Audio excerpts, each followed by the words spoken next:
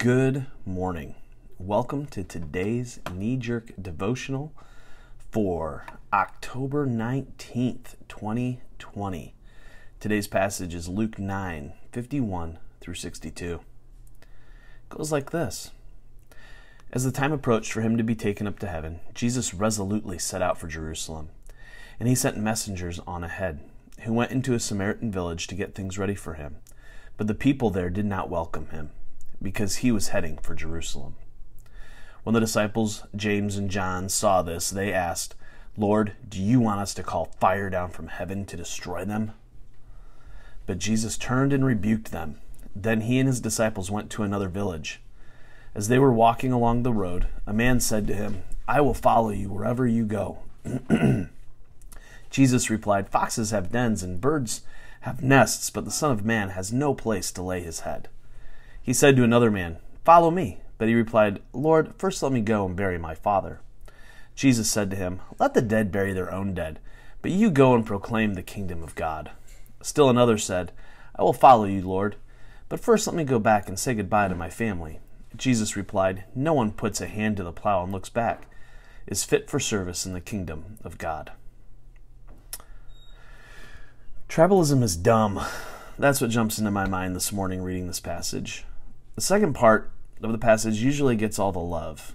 We American Christians love talking about the importance of giving things up to follow Jesus. But let's be honest. In many ways, it's really easy to follow Jesus.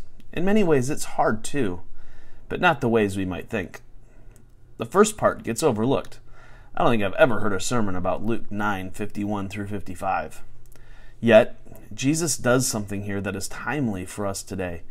We are living in one of the most tribal times I can remember.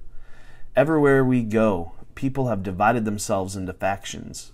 You are for this guy or for that guy. You're with this party or that party. You're red or you're blue.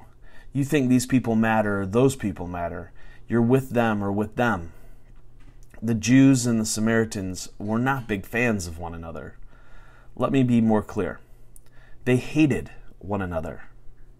Jews would typically walk all the way around Samaria as opposed to walking through it. Walking through Samaria was the most direct route north, or in Jesus' case at this moment, probably south. But the hatred was so strong, they took the long way around. Jesus didn't care about tribalism, but he's aware of the tribalism. He's concerned about it on behalf of the Samaritans. So he sends people ahead to prepare for him. They're told they're not welcome. The disciples, James and John, being people of their time, are angry. They want to go all Sodom and Gomorrah on the Samaritan village because of its lack of hospitality.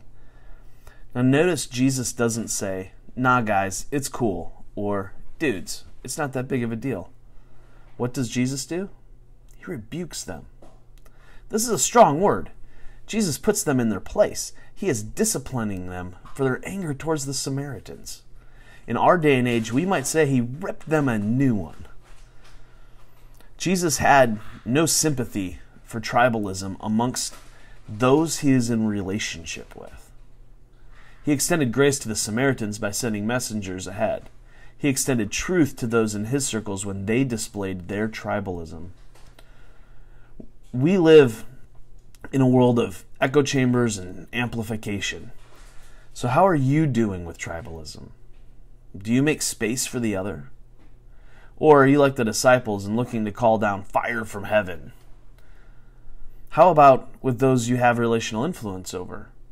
Do you challenge them or do you go along with their tribalism?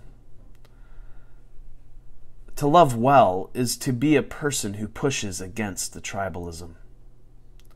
To follow Jesus means there is no tribe with whom you can call fire down from heaven with. Until tomorrow, love well, my friends.